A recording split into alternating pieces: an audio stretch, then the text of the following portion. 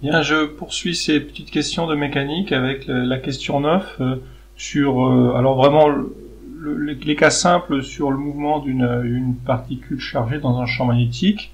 Donc on va considérer une particule de charge positive, disons un proton de masse m, et dans un champ magnétique qu'on va supposer, donc important pour la suite, uniforme et constant, qui est selon UZ.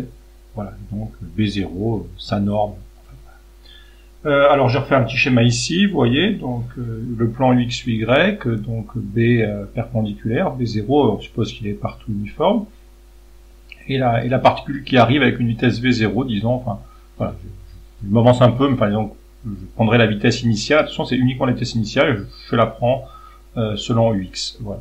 Alors, il y a avant de commencer ça, il y a quelques points clairs. Quand vous avez uniquement un champ magnétique, en fait, alors même si il n'est pas uniforme, ça marchera quand même. Si vous avez uniquement un champ magnétique, on peut tout à fait montrer que la norme de la vitesse est constante. On fait comme ceci. On applique, donc on fait un théorème de l'énergie cinétique pour la particule. Bon, dans le référentiel d'études supposé galiléen.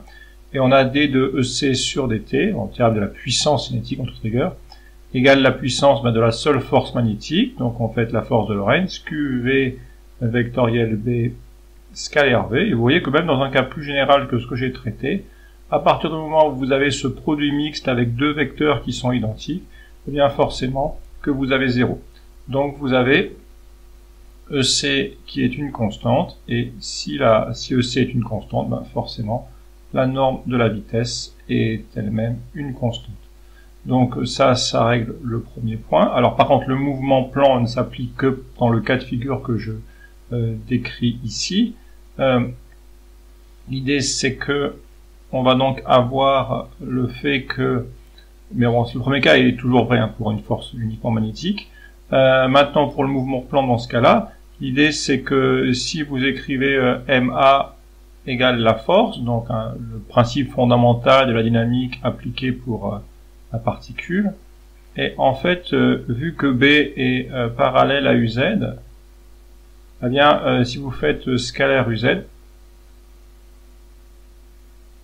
hein, eh bien forcément, vous avez à nouveau un produit mixte QV vectoriel B scalaire UZ, qui contient à la fois deux vecteurs qui sont identiques, les deux vecteurs selon UZ, et donc forcément, vous aurez forcément l'accélération selon Z qui fait 0, ce qui veut dire que la vitesse selon Z, elle est fixée. Voilà. Ça, c'est un résultat général qui dit que si dans la direction du champ magnétique, il n'y a pas d'accélération. Dans la direction du champ magnétique, il n'y aura pas d'accélération. Et donc, forcément, vu que j'ai pris la situation initiale, et vu qu'au départ, dans l'exercice là particulier que VZ0 valait 0, eh bien, Vz de t égale 0, quel que soit t. Et donc le mouvement va rester dans le plan XY parce qu'il était au départ dans le plan XY. Voilà. Donc si on résume, donc ça c'est un peu un cas particulier, on verra que ça peut être mis en défaut bien sûr, mais ce qui reste très vrai, hein, ça dépend de la configuration qu'on a prise ici, mais par contre ça c'est un point général, hein, qui est que en fait, pour dire les choses simplement, quand vous avez des particules qui sont dans les champs magnétiques et électriques, eh bien, le champ magnétique ne change pas la norme de la vitesse, mais permet de faire tourner les particules. Alors que le champ électrique, bon, il faut aussi les courber, les trajectoires, mais l'idée du champ électrique, ça va plutôt quand même d'accélérer les particules, dans les accélérateurs de particules. Donc ça, c'est pour, en gros, ça répond, ça complète un peu le premier point, mais ça répond plus ou moins à la première question, en la complétant dans le cas particulier du mouvement plan. Alors maintenant, bon, je l'avais déjà un peu fait, mais je particularise maintenant, mais je l'avais effectivement déjà un petit peu fait à ce cas de figure ici, d'accord? On a la vitesse qui est selon Ux, donc là j'entre vraiment dans l'exercice tel qu'il est posé. Et je vais chercher maintenant, donc ça c'était le premier point, d'accord? Et donc maintenant je vais passer au second point, je vais essayer de montrer dans un second point ces aspects-là. Alors, pour faire ça, eh bien alors le sens de rotation, il faut s'intéresser à la force. Donc en fait simplement, hein, si on s'intéresse à la force magnétique, c'est ici. Q, alors j'ai pris Q positif, ça sera important pour la suite. QV qui est initialement, c'est la force magnétique initiale, hein, 0, d'accord. QV0 UX, vectoriel, B0 UZ. Et bon, les trois termes sont positifs, hein, Q je l'ai pris positif, V0 est positif, V0 est positif, et donc ça renvoie sur moins UY. Bon, sinon vous faites la règle des trois doigts, mais c'est un peu plus dur à faire en vidéo. Donc en fait je fais comme ceci, et je vois que la force initiale, le Fm0, il est dirigé comme ceci, donc forcément ben, la particule elle va partir comme ça, d'accord, elle va partir comme ça, forcément. Et donc maintenant on peut déplacer un petit peu le cercle que j'avais prévu ici, et on l'amène ici, et on va avoir quelque chose comme ça pour la trajectoire. C'est un peu grossier, mais vous voyez l'idée. Voilà. Donc pour connaître le sens de la trajectoire, il suffit simplement de calculer la force, disons, et ça vous donne la courbure de la trajectoire. Vous prenez la force à un moment quelconque, d'accord, et ça vous donne la courbure de la trajectoire. Donc là, le sens de rotation, on l'a donc obtenu, et maintenant on va s'intéresser au moins. Alors ce qu'on va faire, c'est qu'on va, donc ça c'est fait, et alors maintenant pour trouver le rayon du cercle, alors pour trouver le rayon du cercle, on va, pour l'instant, enfin, on va, d'après l'exercice, on admet le caractère circulaire. Bon, c'est une question dans le programme, le caractère circulaire. C'est normalement dans le programme tel qu'il est conçu, c'est ce qu'on fait dans le cours en fait. On admet le caractère circulaire, d'accord. Ça peut se montrer, hein, c'est pas le mouvement est bien circulaire, mais si je l'admets, ça ira un peu plus vite. Donc ensuite, je fais donc un principe fondamental de la dynamique.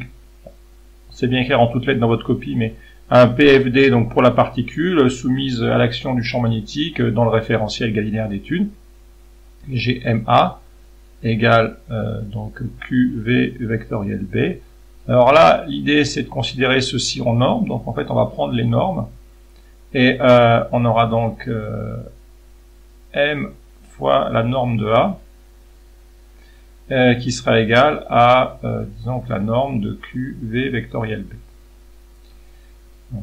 Application, d'accord. Alors l'idée ici c'est que la norme de A, vu que vous avez un mouvement circulaire, donc vous allez avoir vous admettez le mouvement circulaire, et une fois que vous avez admis le mouvement circulaire, bon, l'accélération est ainsi, et on sait, bon, soit par exemple en se passant en coordonnées cylindriques, c'est assez bien connu, que le terme d'accélération ici, il va être en moins v carré sur RER, donc pour la norme, ça fait m fois v carré sur le rayon recherché. Et de l'autre côté, bon, la charge est supposée positive, je mets Q. Au cas où, je vais quand même mettre une valeur absolue pour la formule dans le cas général, mais ici, ça ne change pas.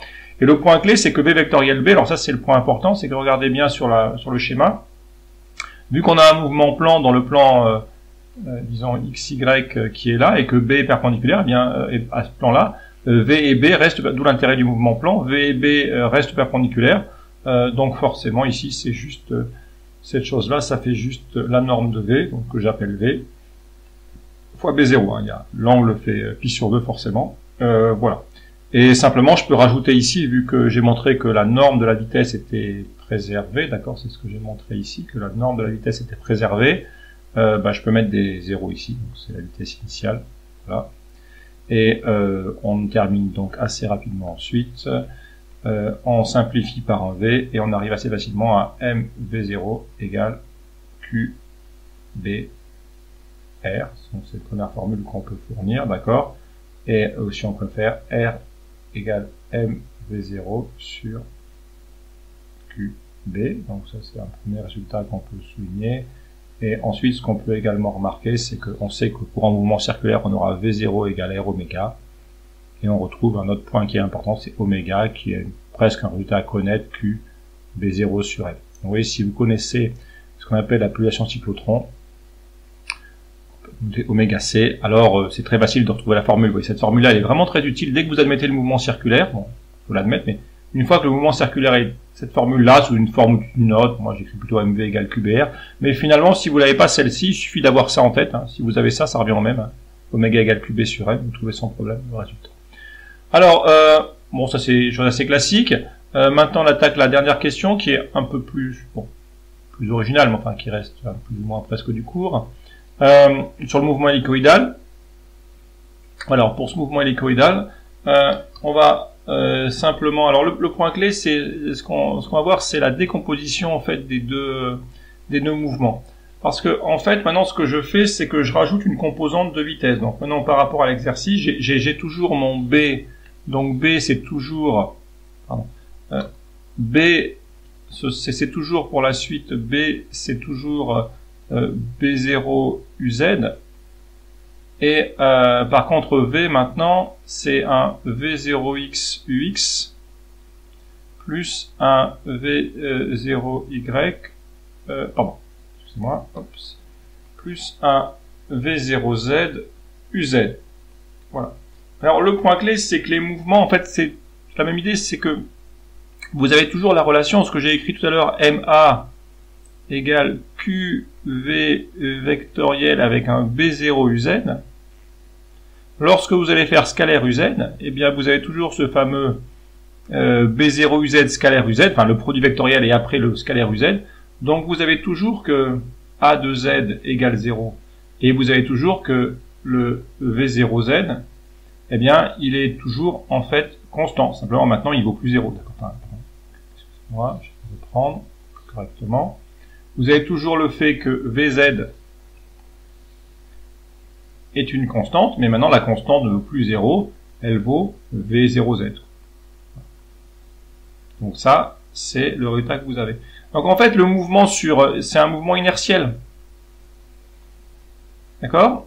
C'est toujours ceci. Et en fait, on pourrait se dire, oui, mais le fait qu'il y ait une vitesse sur Z, est-ce que ça ne va pas influencer le mouvement sur XY? Eh bien non, parce que si on réécrit encore une nouvelle fois cette égalité-là, j'aurais écrit MA égale Q, alors je vais décomposer en V0, UI, pardon, excusez-moi, c'est le cas général, il faut faire attention ici, donc ça sera un cas général, donc je vais écrire tout, je vais avoir un VX, UX plus VY, UY dans le cas général, pas forcément qu'au début, d'accord, plus VZ, UZ, qui vaut V0, lui on sait qu'il ne change pas, vectoriel B.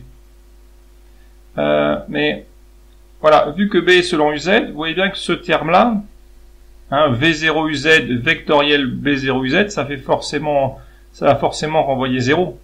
Donc en fait, eh bien, d'une part, le mouvement sur Z est inertiel, donc c'est inertiel, attention, sur Z, d'accord? Donc sur Z, ça fait en fait juste une translation.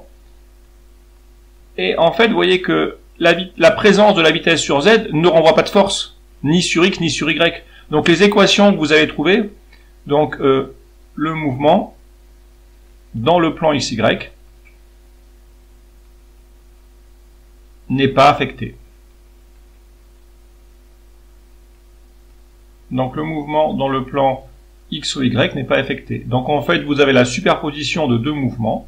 Vous avez le mouvement circulaire dans le plan horizontal.